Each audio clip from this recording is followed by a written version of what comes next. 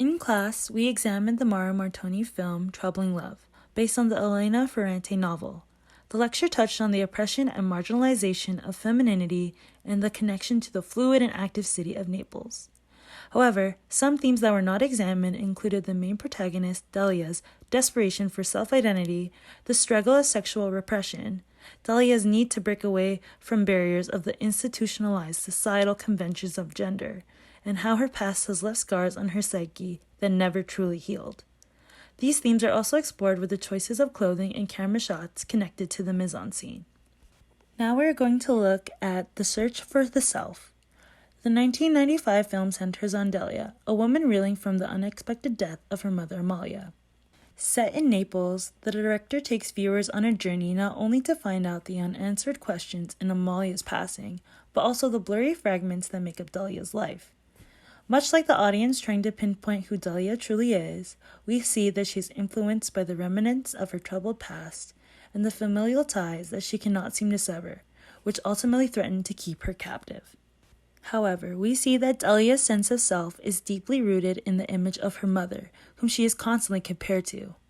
In Pauline Small's article, she states, Delia's reconsideration of her own identity is affected through a reconsideration of the identity of her mother.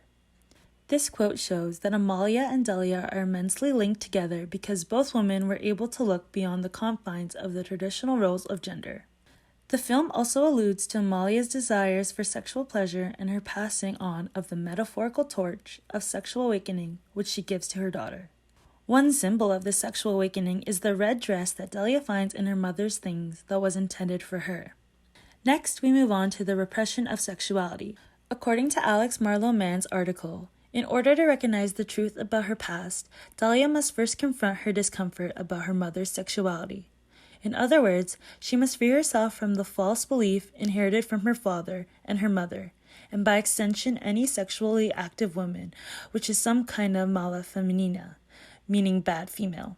In the film, I've noticed that Delia has experienced traumatic sexual experiences that have negatively shaped her opinions about intimacy and love. In her parents' marriage, it was evident how the emotional and physical abuse skewed her ability to form close partnerships in the future. While on the other hand, Delia's sexual assault from Cesarte's father as a child has been a memory shoved down deep into the parts of her psyche. Yet during the duration of the film, she becomes a sexualized figure. Once she wears the lingerie her mother gave her, she becomes a sex symbol for men to gawk at and grab. However, she starts to become content and own up to her sexuality. She takes hold of her own body and her own sexual appetites. One example of this is when Antonio gropes her in the sauna. However, she is the one to reverse the roles and makes Antonio feel uncomfortable by grabbing him at the swimming pool. The next topic we're going to look at is fragile masculinity amongst female sexuality. According to Pauline Small, Troubling Love uses certain stylistic and narrative conventions of the genre to demonstrate the continued manifestations of patriarchal thinking in contemporary society.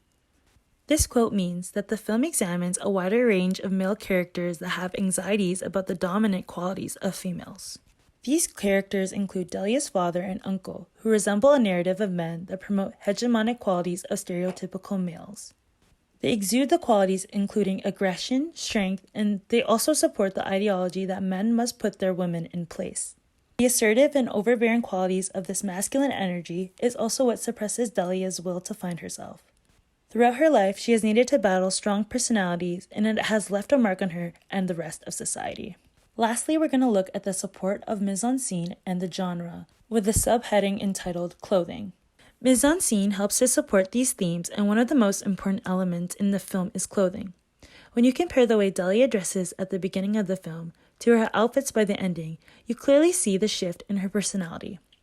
In the first photo, you can see that the colors that she chooses for her outfits are muted and subdued so that she can blend into the background. However, if you compare how she looks midway through the film, it's obvious that she starts to embody her mother and take aspects of her personality to feel confident. This is shown in the red lingerie. Whereas, by the end of the film, you can see that she starts to incorporate her own style and combines elements of subdued color with a flare of sexuality by exposing some of her skin. Next, we're going to look at the heading entitled Camera Shots. Long shots and tracking shots are the main camera angles used throughout the film so that the audience can observe Delia's actions from afar and make their own assumptions about her. As viewers, we are only truly given information that the protagonist chooses to show us. And much like Delia, we are tangled in the chaos of her inner psyche the way she is caught in the wild Neapolitan streets. In conclusion, the film closes with an ambiguous ending, but throughout the film, Delia battles the memories of her past and manages to form her own interpretations to the events that have consumed her life for many years. Delia and Amalia continue to be strong characters who are able to redefine what feminism looks like without being boxed in by their society. This is the end of my presentation. Thank you for listening.